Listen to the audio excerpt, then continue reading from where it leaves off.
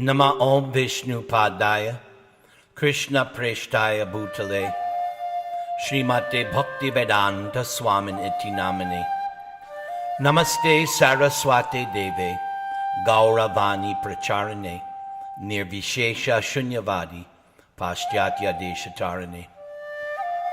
Trinadapi Suniche Natarar Eva Sahishnuna, Amanina Manadena, Kirtaniya Sadahari. Hare Nama, Hare Nama, Hare Namaiva Kevalam Kalau, Nastyeva, Nastyeva, Nastyeva Gatir Anyata. Jaya Sri Krishna Chaitanya Prabhu Nityananda, Sri Advaita Gadadhara Srivas, Adi Gaur Bhakta Vrinda. Hare Krishna, Krishna Krishna, Hare Hare, Hare Rama, Rama Rama, Hare Hare. This is part 2 of the gambling match, chapters 19 and 20, from the great classical literary epic known as Mahäbhärata. Then Shakuni smiled at Yudhishthir and said, "You have lost even yourself, O king, an act worthy of a sinful man. While you still have wealth, you should not have staken yourself, but you still have one stake dear to you. Now you should bed Draupadee, the princess of Panchal, and with her win yourself back." Yudhishthir ground his teeth in silent anguish. His thoughts were in turmoil. How could he stake Draupadee? But there was nothing else left. His kingdom was gone, and he had cast his brothers and even himself into slavery.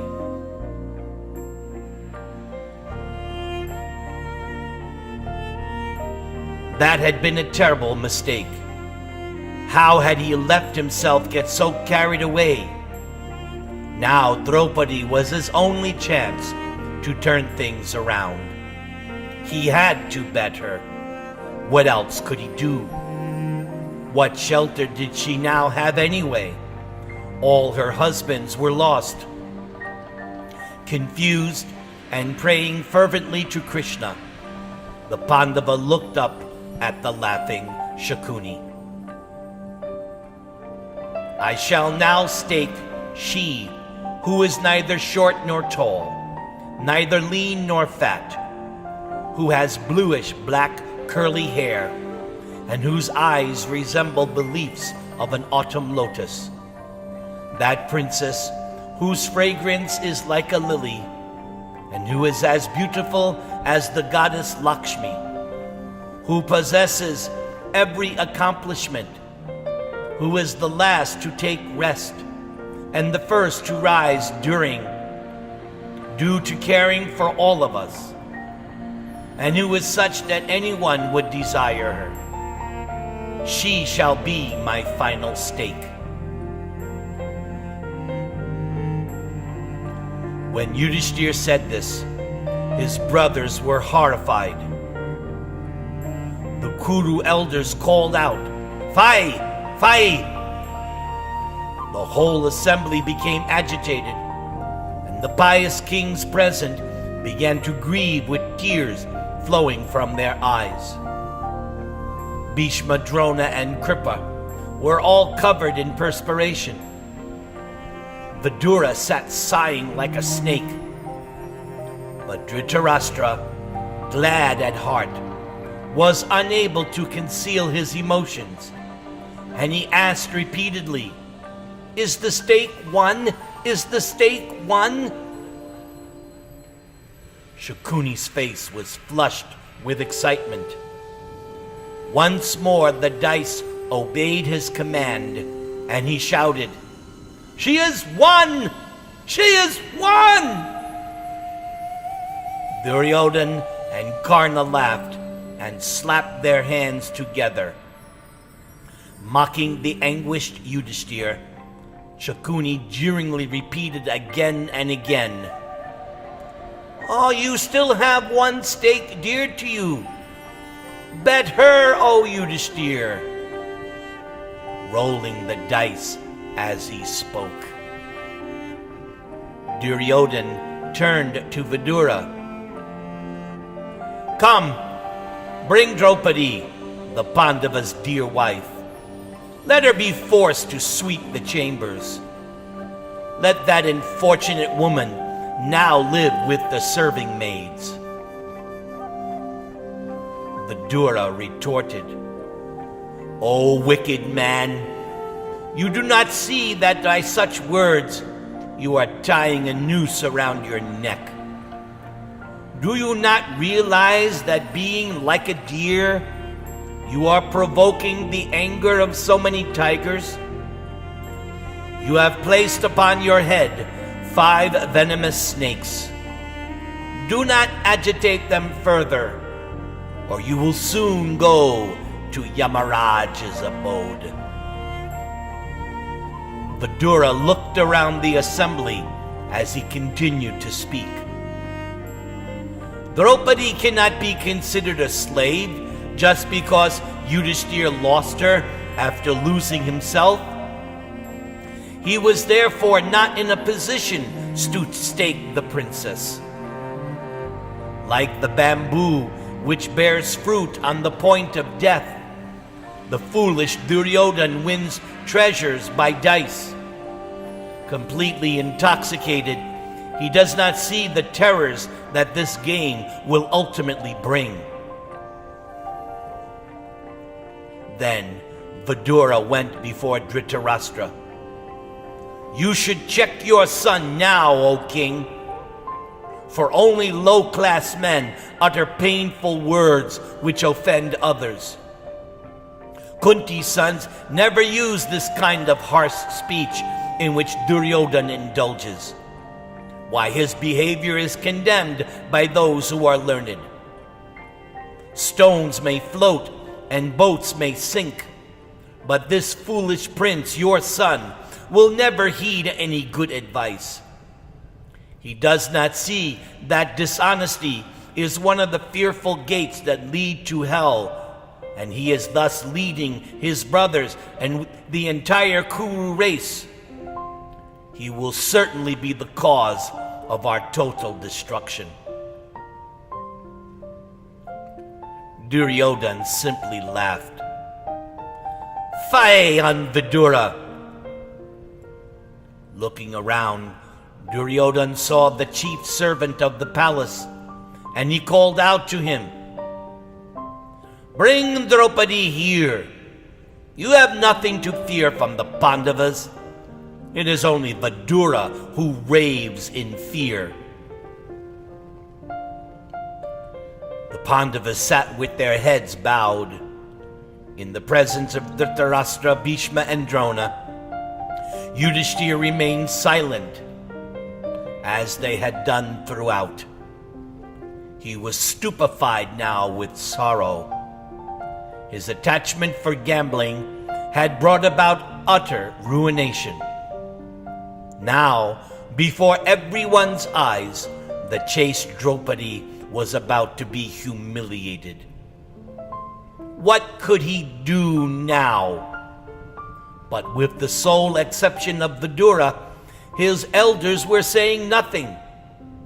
If they, and especially Dhritarashtra, approved of Duryodhan's acts, then Yudhishthir was helpless. He had never transgressed their orders. To him, his superiors were as good as God. He accepted their commands as if coming directly from the Supreme Lord himself. The terrible events unfolding must somehow be the Lord's arrangement. Seeing Yudhishthir sitting silently, his brothers also remained passive. But they yearned to stop Duryodhan from his sinful intention to insult Draupadi.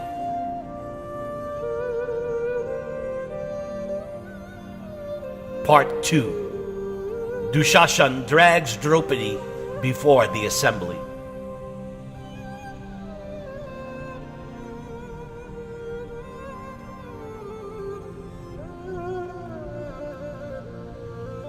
The king's representative went quickly to the ladies' chambers. Standing before Draupadi, he said in a trembling voice, "O queen, maddened by dice, your husband has lost you to Duryodhan. Therefore come with me to Dhritarashtra's assembly. There you will be engaged in some kind of menial work." Draupadi stood up swiftly and dismissed the maid who had been tending her hair. Surprised, she said, "How can this be true?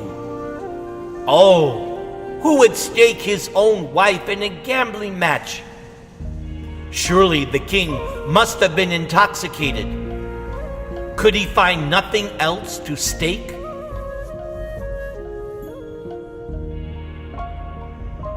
The representative said, "When he had already lost all his wealth, including his brothers and even himself, then he staked you, O blessed princess." Draupadi became angry. "Go back to the hall and ask that gambler, who has lost even himself, if he was still my lord when I was staked. When I know the answer to this, then I shall go with a sorrowful heart." The servant assented to Draupadi's request and returned to the hall. Seeing him return alone, Duryodhana yelled, "Where now is that Panchala princess, foolish man?" "She has sent me back with a question, O king," the servant replied. "Draupadi has asked whose lord Yudhishthir was when he staked her in the game. Did he lose himself first or her?" Yudhishthir said nothing. He shook his head from side to side, seeming as if demented or deprived of his reason. Duryodhan smiled slightly. "Let Draupadi come here and ask her question directly to Yudhishthir. We shall then all hear his reply." The servant again left the hall. Tears fell from his eyes as he approached Draupadi's room for the second time. He stood before the queen, unable to speak. She asked him what Yudhishthir had said in reply. With difficulty, the servant said, "O princess, the assembly is summoning you. It seems the destruction of the Kurus is close at hand. When the weak-brained Duryodhan wishes to take you before the assembly, he will surely no longer be able to protect his prosperity." Draupadi looked with compassion upon the distressed servant. "He who is the great ordainer of the world has ordained this without doubt. Happiness and misery come in turn to both the wise and the unwise. Morality is said, however, to be the highest object in this world. If we preserve morality, it will pour blessings upon us. Let not that morality now abandon the Kurus. Go back, O Suta, and speak these words to the virtuous Kuru elders. I am ready to obey whatever command those moral-minded men may give, for they are all conversant with the precepts of virtue." The servant folded his palms and bowed his head. He turned and left the queen's chamber and went again to the hall. Standing before Dhritarashtra, he repeated Draupadi's words. No one replied. Seeing now Duryodhan's eagerness and Dhritarashtra's complicity, they all sat with downcast faces. Yudhishthir then said to the servant, "Go now to the bitterly weeping Panchali and tell her that she should appear here, even though she is in seclusion and is attired only in a single cloth. This is Duryodhana's command. The Pandavas looked up at the Kuru elders, who even after hearing Yudhishthir's words, all remained silent. The brothers could not determine what to do. They were ready to challenge Duryodhana and his brothers to a fight. But seeing Yudhishthir still silent, they did not move. Bhima, however, could barely contain himself, and Arjuna, breathing like a serpent, seemed to be on fire. Duryodhana laughed, enjoying every moment of his victory. He again addressed the servant. "Go now, O Suta, and fetch the princess. She now has Yudhishthir's order." The servant looked perplexed.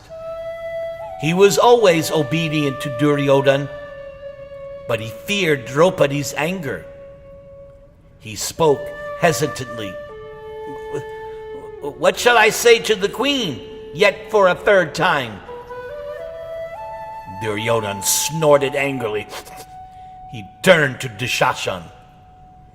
"Oh, brother, this foolish servant is afraid of Bhima. Go and bring Draupadee here. What can the Pandavas do now? They have become now dependent on our will." Dushashan immediately rose and went straight to Draupadee, like a dog entering a lion's den. Dushashan said, "Come, O princess, we have won you honestly. Cast aside your modesty and go before your new master, Duryodhana. O beautiful lady, now you must accept the Kauravas as your lords." Draupadi stood up, weeping loudly. She covered her pale face with her hands and ran toward Gandhari's chambers. Dushashan roared in anger and ran after her. He grabbed hold of her long, wavy hair and forcefully pulled her along with him. As he dragged Draupadi by her bluish locks, the shameless prince recalled how that same hair had been sprinkled with the sanctified water of the Rajasuya. Ignoring her plaintive cries, he pulled her out into the palace passageways. Draupadi spoke to him in a low voice. "O rude one, O wretch, you should not take me before the assembly. How can I appear there in my present condition, dressed only in a single cloth?" Dushashan laughed. "It does not matter, O Panchali, whether you are attired in one cloth or you are naked. We have won you, and you must now live among our servant women as best you can." Dushashan then dragged the wailing Draupadi into the assembly hall. She prayed piteously to Krishna and Arjuna. Dushashan threw her before Duryodhana, while she fell with her cloth in disarray and her hair disheveled. The Kuru elders could hardly look at her.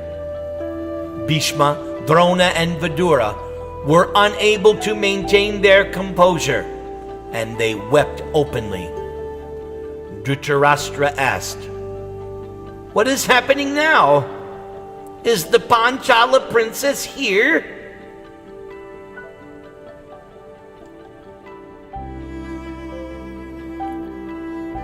Part 3. Draupadi challenges everyone in the assembly.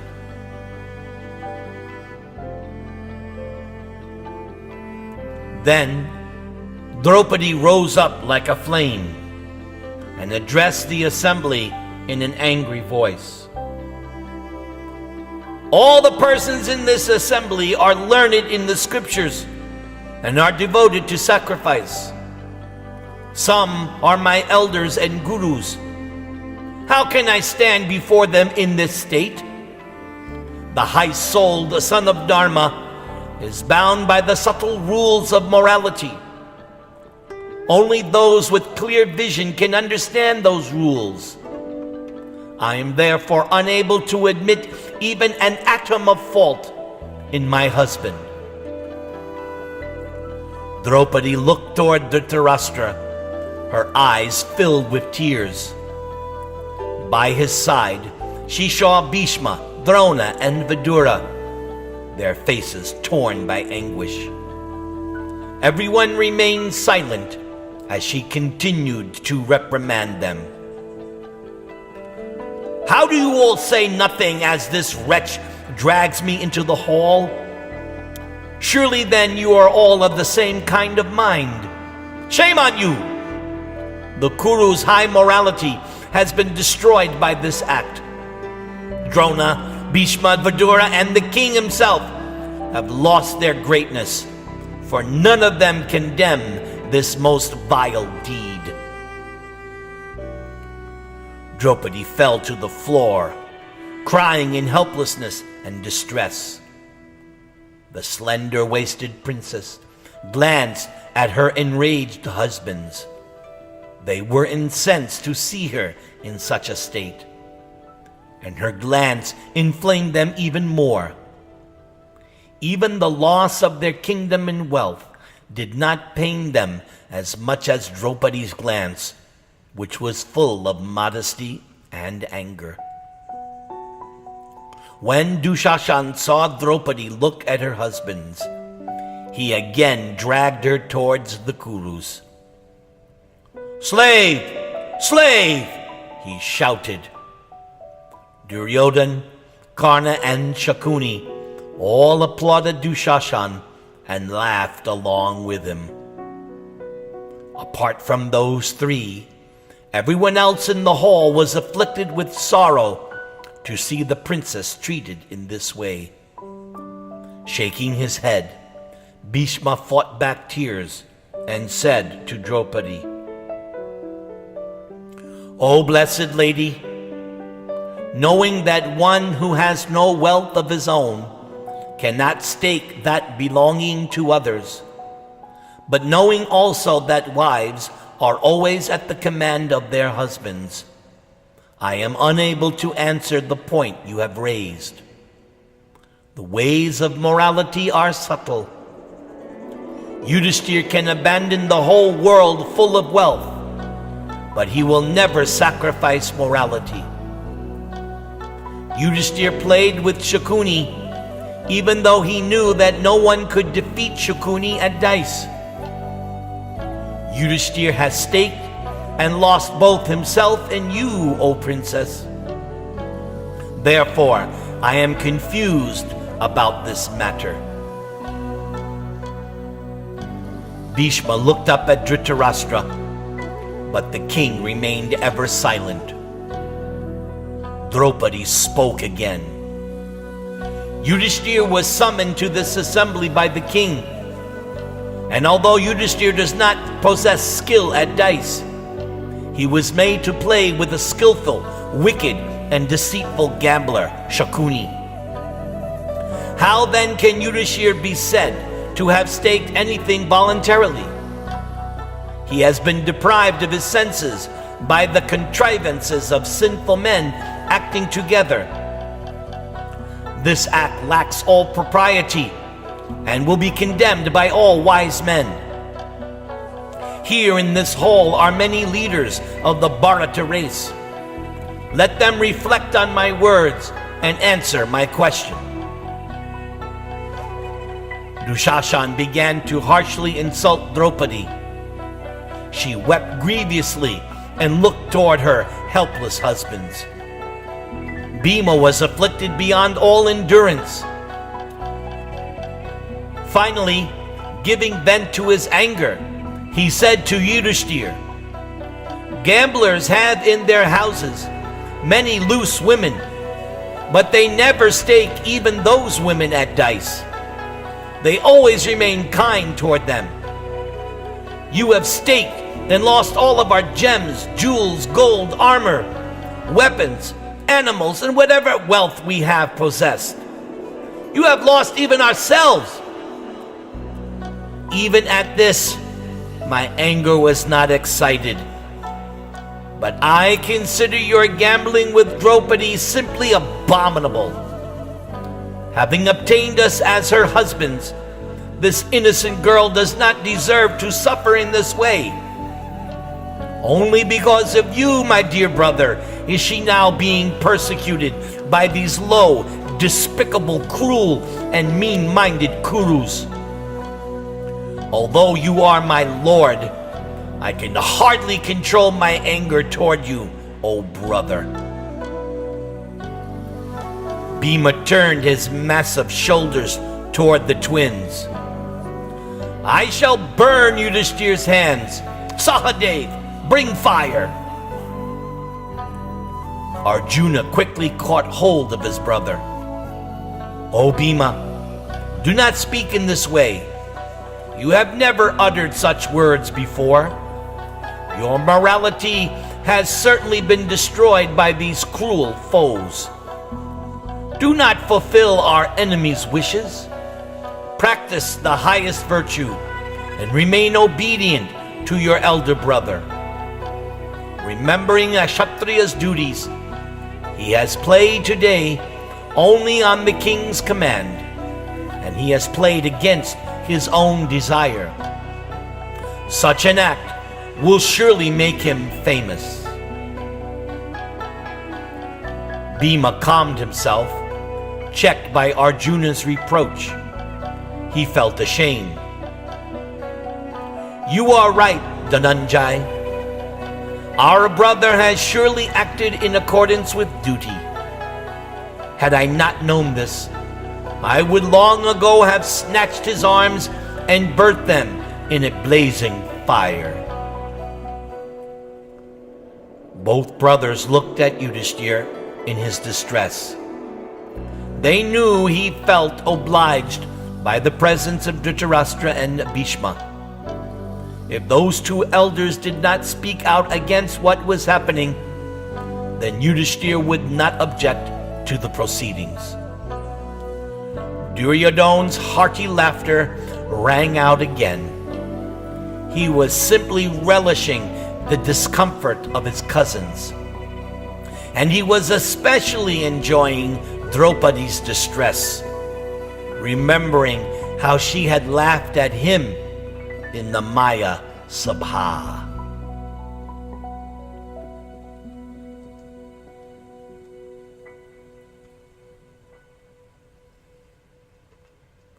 Part 4. Vikarna alone defends Draupadi. Draupadi buried her head in her hands and wept. Her husbands glared furiously at the insolent Duryodhana, but still the Kuru elders remained silent. Meanwhile, Dhritarashtra's son Vikarna spoke out. "O kings, answer Draupadi's question. If we do not decide a matter referred to us in a royal assembly, then we shall all descend into hell. Dhritarashtra, Bhishma, Vidura, you are the eldest of the Kurus, yet you do not say anything. Why are Drona and Kripa silent? Let the kings who have assembled here from all directions leave aside their anger and give a reply to the chaste Draupadi."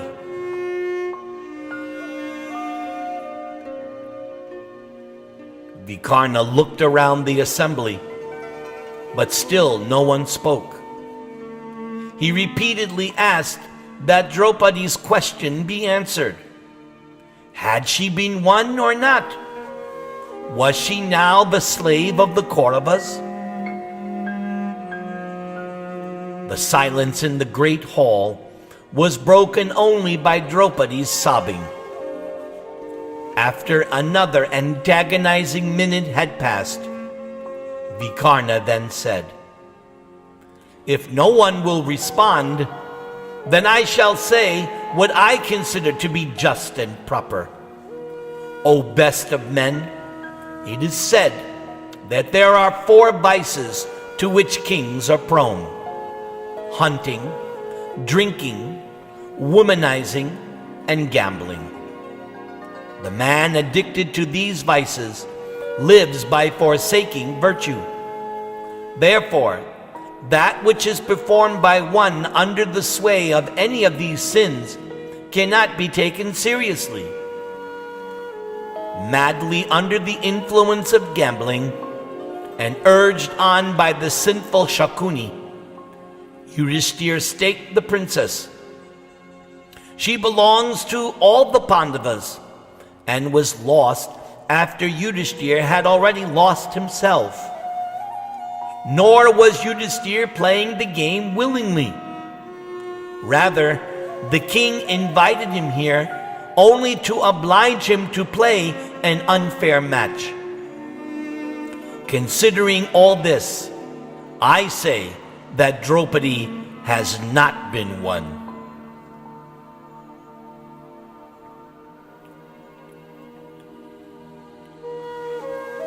Part 5. Karna orders Dushashan to disrobe Draupadi.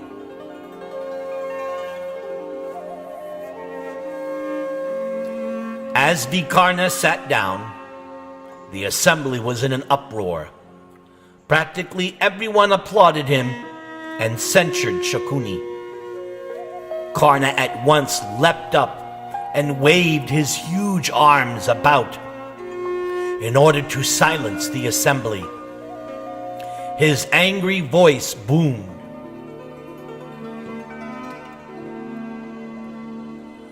"O Vikarna, I have observed many improper things in this assembly, and your words are an example of one of them. Like fire springing from a log, your anger will simply consume you. All the great personalities among the Kurus are now silent. Obviously, this means they consider Drupada's daughter fairly won.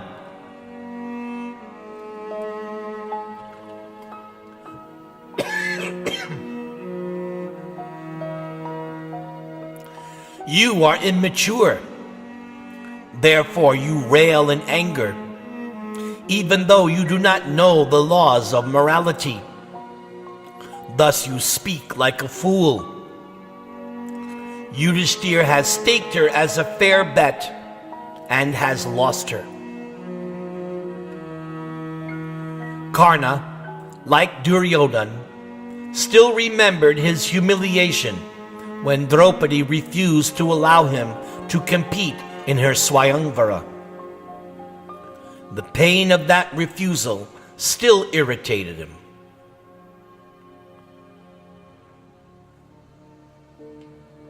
"Well," he thought, "the proud princess is now getting what she deserves." Karna turned to the assembly and argued that there was no sin in bringing Draupadi into the hall in her present state. After all, she had already accepted 5 husbands. What kind of moral woman was she? In his opinion, she was unchaste. He pointed to Draupadi as he spoke. "For such a woman, there is nothing wrong, even if she is brought naked into the assembly. Indeed, she now belongs to the Kauravas and must obey our command.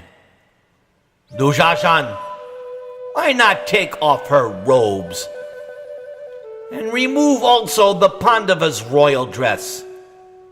For they too are no longer kings."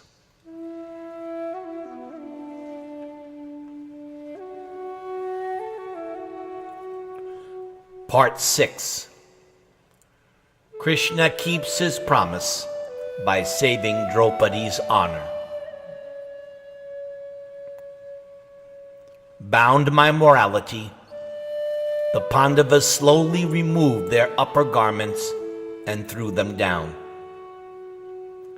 They sat silently as Dushashan approached the wailing Draupadi.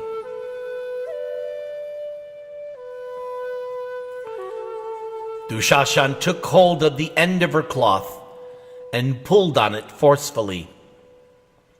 Draupadi held her sari tightly in an attempt to protect herself, but it was useless.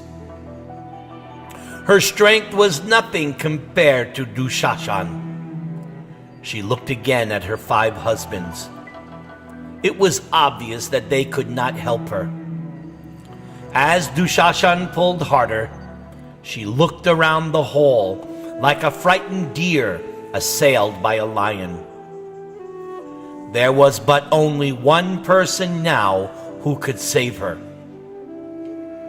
Krishna, the Supreme Personality who sees everything and who was always Draupadi's shelter. She fixed her mind upon Lord Krishna, threw up her hands and cried, "O Govinda, O Keshava, O beloved of the gopis and Lord of Vrindavan, O Janardana, you are the destroyer of all affliction. I am sinking into the ocean of the Kurus.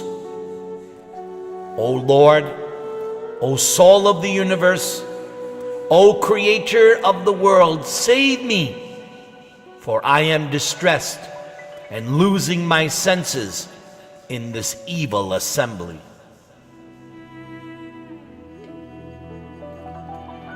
From where he was seated in Dwaraka, Krishna heard Draupadi's piteous cries.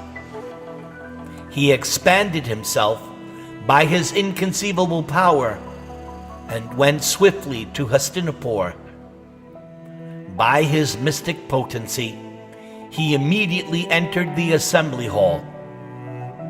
Without being seen by anyone, he provided Draupadi with an unlimited supply of cloth in order to cover her. Dushashan pulled and pulled at her sari, and as he did so, the princess spun around, but he could not disrobe her. There seemed to be no end to her sari. The astonished prince pulled with even more strength, but Draupadi remained covered. Soon, a large heap of cloth lay piled on the floor. Seeing this wonderful event, all the kings praised Draupadi and reprimanded Dushashan. Dushashan was exhausted from his futile attempt to undress the Pandava's wife. He sat down, perspiring heavily. Bhima leapt up and raised his arms. "O kings of the world," he thundered, "listen to my words. I shall now make a vow unlike any that has been made before, nor shall such a vow be made in the future. If I do not forcefully tear open the chest of this sinful wretch on the battlefield and drink his blood, then may I not obtain the path of my ancestors." Hearing Bhima's terrible words, the kings applauded him and again censured Dushashan. A clamor then arose, "Shame! Shame! Shame!" simply filling the hall.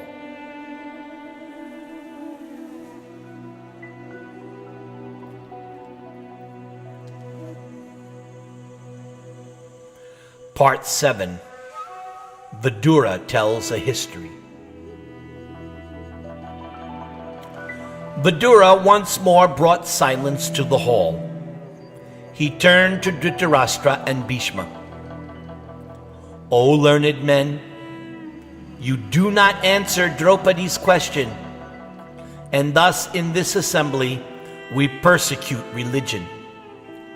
A distressed person comes to an assembly of good men like a man feeling the heat of a blazing fire. The assembly should extinguish his fire and cool him with truth and morality.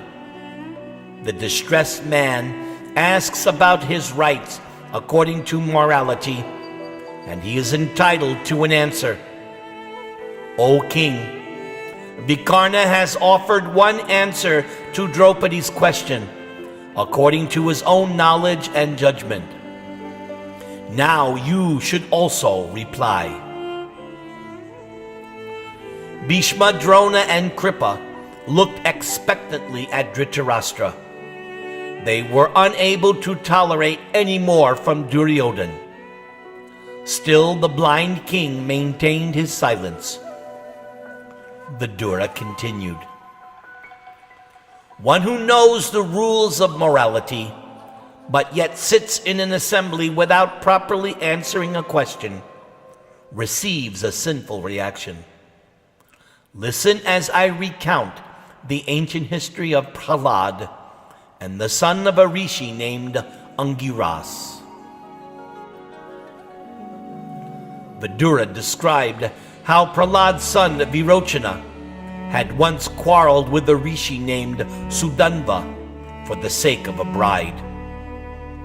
They had both gone to Prahlad and asked, "Which of us is superior? Answer us truthfully." Prahlad looked at both of them and said nothing. Sudanva became angry and said, "If you do not answer, or if you answer falsely, then your head will break into 100 pieces." Trembling with fear, Prahlad then consulted the celestial sage Kashyapa. "O exalted one, tell me what regions are obtained by one who, being asked a question, does not reply, or who answers falsely?" Kashyapa said, "One who knows, but who does not answer, out of temptation, anger, or fear, is bound by the 1,000 nooses of Varunadev. One who is called as witness, but who speaks falsely, is similarly punished by the 1,000 nooses of Varunadev. After 1 full year, one of those nooses is loosened. Therefore, one should speak the truth as one knows it. If virtue, pierced by sin, goes to an assembly, it is the duty of every man there to remove that dart. If they fail to do so, then they will be pierced by that same dart. In an assembly where a sensual act is not rebuked, every member of that assembly is afflicted by sin. Grief will overcome them all in due course." After hearing Kashyapa's words, Prahlad said to his son, "Sudanva is undoubtedly your superior, as much as his father Angiras is mine." Sudanva immediately blessed Prahlad. "As you have spoken the truth without being moved by affection for your son, may your son live 100 years." Vidura concluded, "Hearing this great instruction about religion, let all those present deliberate on what should be done. Draupadi should be given an answer to her question."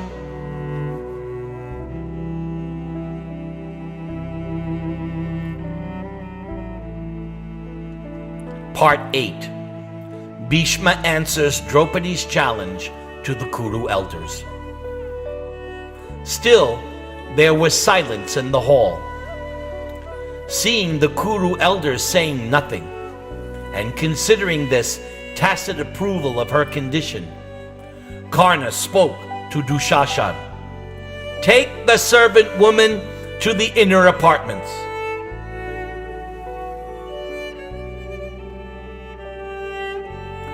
Dushashan again grabbed Draupadee's hair and began to drag the helpless princess. She was trembling and crying piteously to her husbands.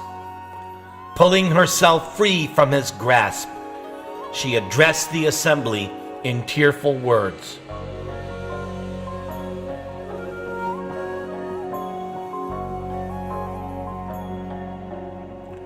"Wait, wait, O worst of men! I have not yet offered my respects to my superiors. Forgive me. It was not my fault, as I was forcibly dragged here by this low wretch, this disgrace of the Kurus, Dushashan.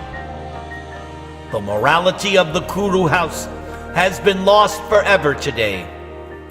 Never before have we heard of a married woman being brought in this state before an assembly. She, who was never before seen even by the wind or the sun, has now been exposed before all men. Indeed, I am being publicly persecuted by wicked men." Dhritarashtra listened with his head bowed as she went on. "What could be more distressing for me than this? Although I am high-born and chaste, I am the Pandava's wife, and I am the friend of Lord Krishna. I am nevertheless dragged into this assembly. Where is the religion of all these kings? O Kauravas, answer me truthfully. Am I Dharmaraja's lawful wife, born in the same order to which he belongs? Am I to be considered a servant woman or not? I shall be obedient to your command. O Kurus, this despicable destroyer of Kuru fame is cruelly dragging me. I can tolerate it no longer. Tell me what I should do, and I will happily obey you all." Bhishma shed tears as Draupadi spoke. He looked at her with compassion and said, "O blessed lady, I have said that the ways of religion are subtle. Even wise men find it hard to understand them. Sometimes what a great and powerful man calls religion is accepted as such, even though it may not normally be so. What a weak man says, no matter how moral it may seem, is generally disregarded. From the importance of the matter you have raised, its intricacy and subtlety, I still find myself unable to answer you." Bhishma stopped and looked around at the silent assembly. Turning back to Draupadi, he continued, "It is certain that as the Kurus have become slaves of greed and folly, our race will soon be destroyed. O Panchali, even under today's circumstances, you would turn to religion. Yes, this shows how worthy you are and adds glory to our house. Your husbands are equally praiseworthy, for they do not deviate from virtue even in such difficulty. However, the Kauravas sit with downcast faces. They look as if they are dead. I do not think they are going to answer you. You should therefore ask your question of Yudhishthir. He alone should say whether or not you have been won."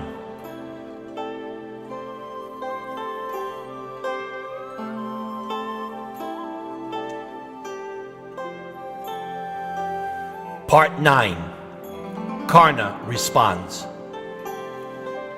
Draupadi wept like a female offspring. Still, the kings remained silent. They appeared to be afraid of Duryodhana's power.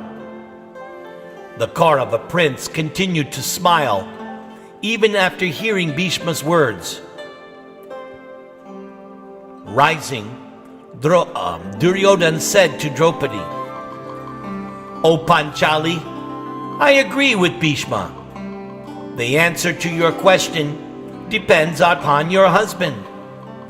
Let the illustrious Yudhishthira, who resembles Indra himself, and who was ever devoted to virtue, state whether or not he acted rightly. If he declares himself to have gambled you away falsely, because he was no longer your lord at the time, then I shall free you. I will also free his brothers if he makes the same declaration about them.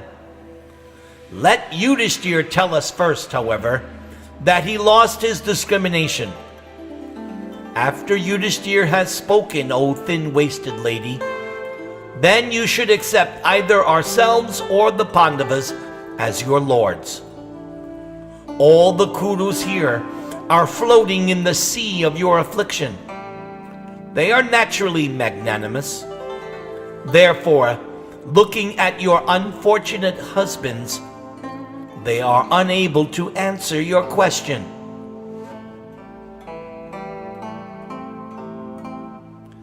Again the assembly erupted. Many kings applauded Duryodhana's words.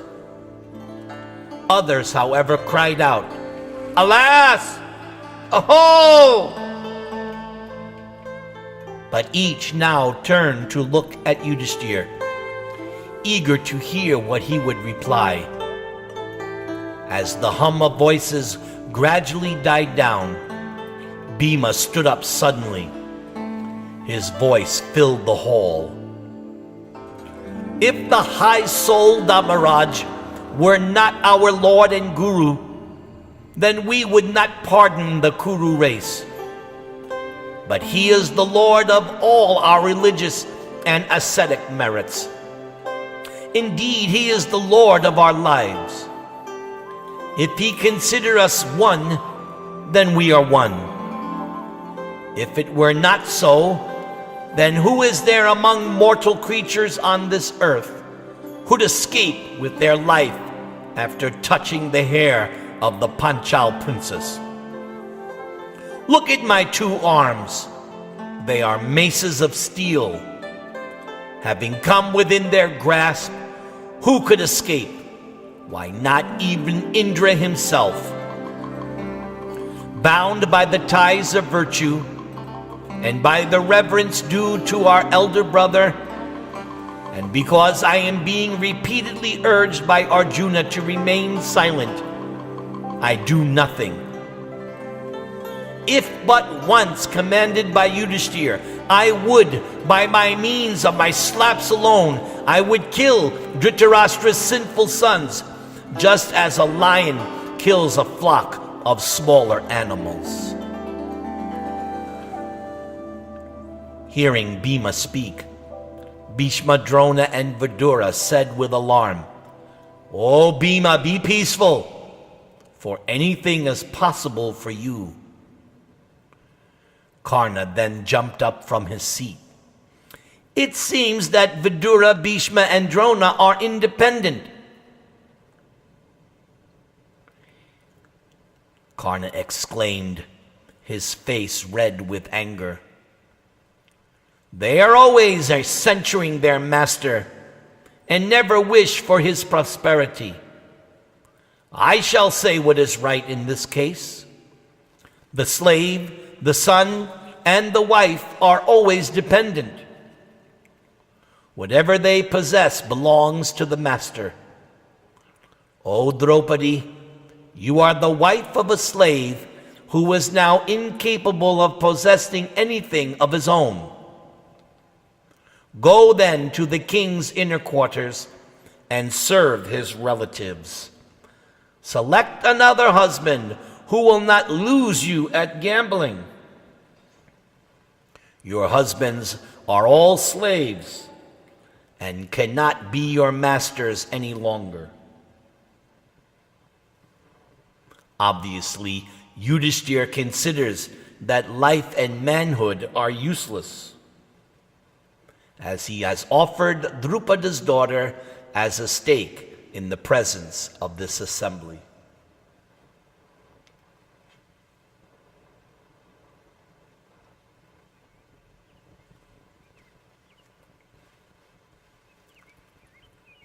Part 10. Bhishma explodes.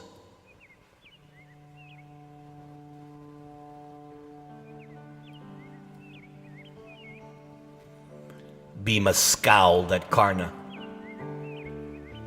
Breathing heavily, it seemed he was about to leap forward at any moment. Still, he remained obedient to Yudhishthira. Bound by virtue, he did nothing. Looking around as if to burn everything with his blazing eyes, he turned to Yudhishthira and said, "My lord, I cannot become angry at the words of the Suta's son, since we are now slaves. O king, could our enemies ever have spoken in this way in my presence if you had not staked the princess?"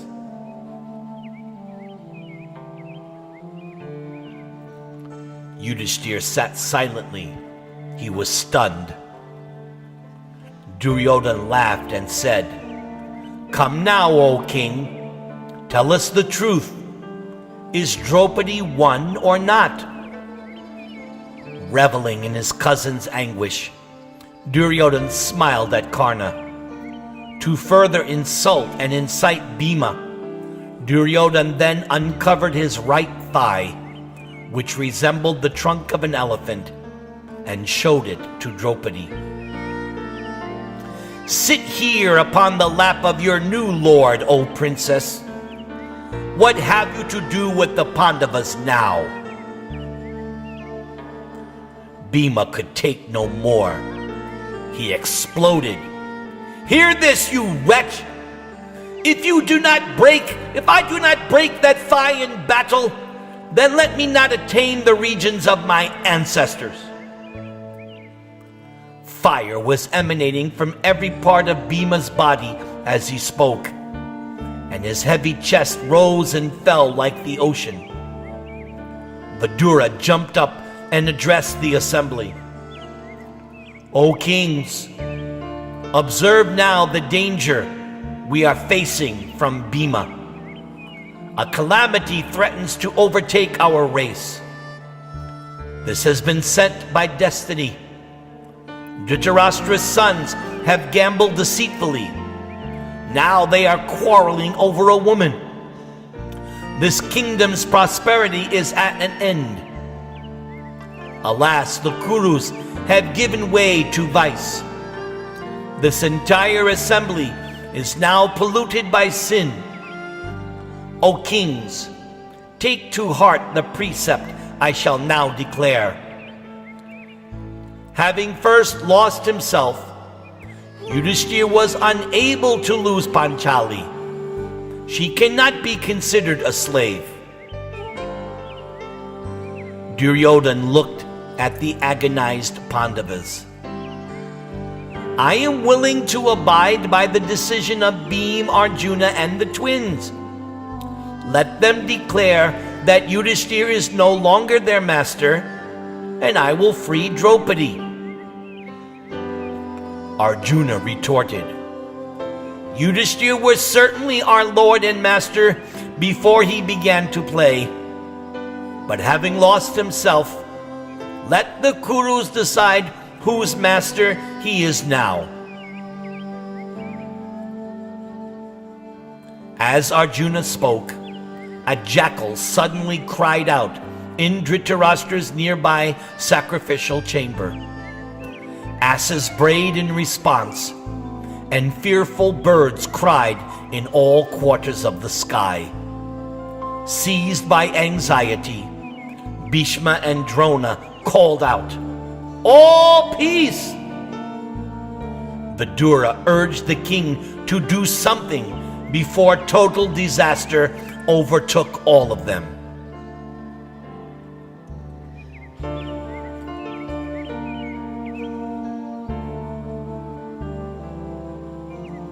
Part 11.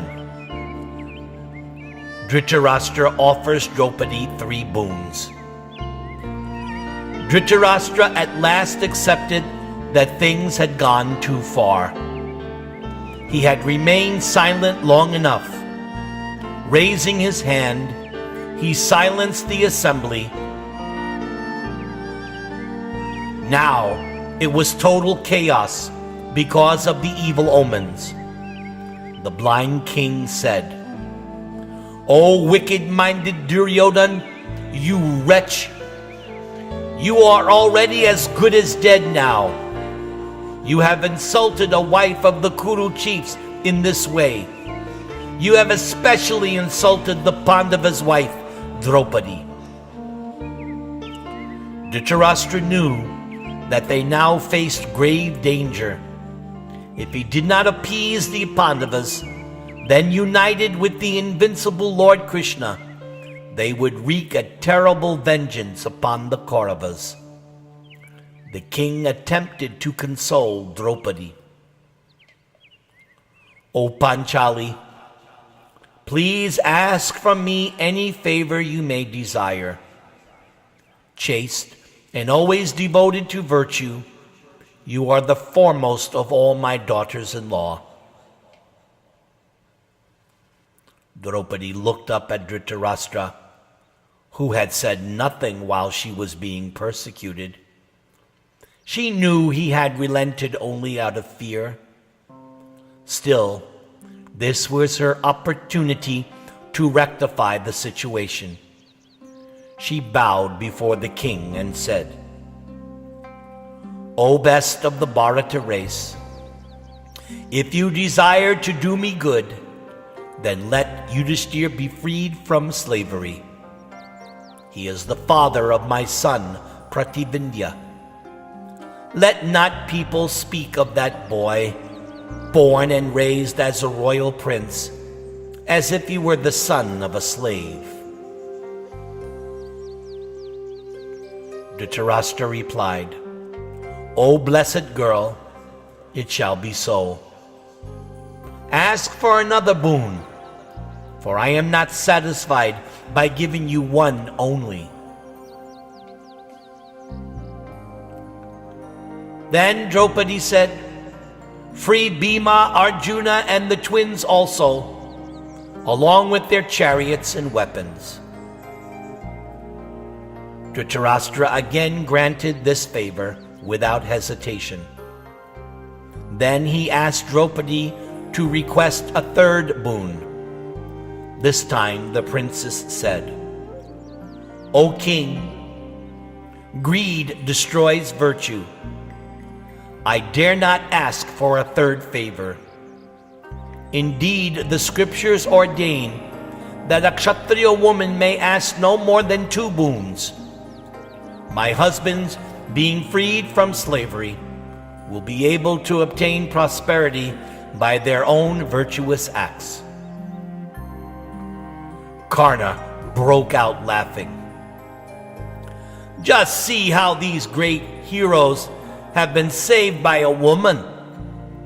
When they were sinking in a boatless ocean of distress, this beautiful princess became the boat of their salvation. I have never heard of such a thing before today." Bhima flared, but again Arjuna checked him. "Desist, brother. Great men never care for the harsh words uttered by inferior men.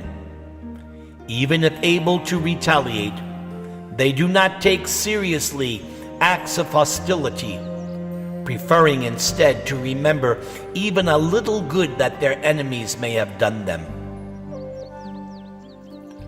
Bhima was hardly pacified by Arjuna's words. He spoke in a low voice to Yudhishthir. "I shall at once kill all these foes. What need is there for further discussion? O Lord, then you may rule the earth without a rival. Bhima repeatedly cast angry glances at the Kauravas, just as a lion looks at a herd of small animals. Arjuna restrained him with appealing looks, placing his hand on his brother's heaving shoulder. Smoke, sparks, and flame issued from Bhima's ears, mouth, and nostrils as he fought to restrain himself. With his furrowed brows and red eyes, Bhima appeared like Yamaraj at the time of universal destruction. Yudhishthir embraced Bhima and said, "Be peaceful, brother."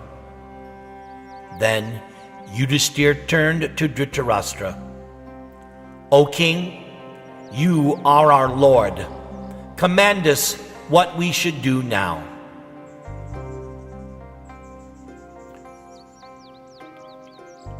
Dhritarashtra replied, "Go in peace, Ajatashatru, for you are full of humility and you duly wait upon your elders.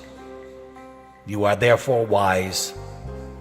Those who are wise do not remember an enemy's hostility. Instead, they see only the good in them. Only the worst of men use harsh words in a quarrel, while superior men do not react when provoked. Knowing their own feelings, they can understand the feelings of others. Therefore, they always act with compassion, even toward their enemies."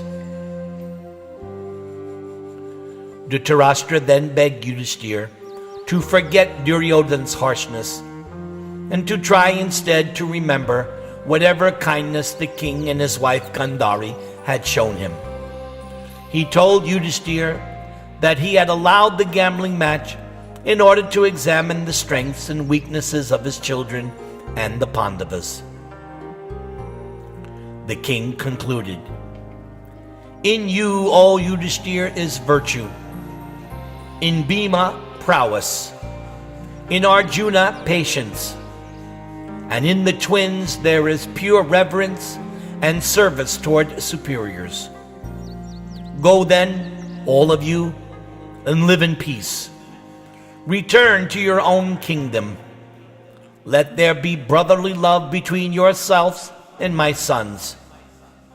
Be ever fixed in virtue." The Pandavas bowed before the king and left. They ascended their chariots with Draupadi and started for Indraprastha. The assembly broke up, and all the kings retired to their palatial mansions provided them by Dhritarashtra. As they left the hall, some praised Yudhishthir and some praised Duryodhana. The blind king was led away by Vidura. As Dhritarashtra recalled the heinous wrong committed by his sons toward the Pandavas, and especially toward their wife, Dhritarashtra became gripped with fear. Giving their property could hardly repair the damage that was done by the insult to Draupadi. Bhima would certainly never forget his vows, and at the first opportunity, Bhima would doubtlessly take his revenge. Sighing, the Kuru monarch entered his chambers and began his evening prayers.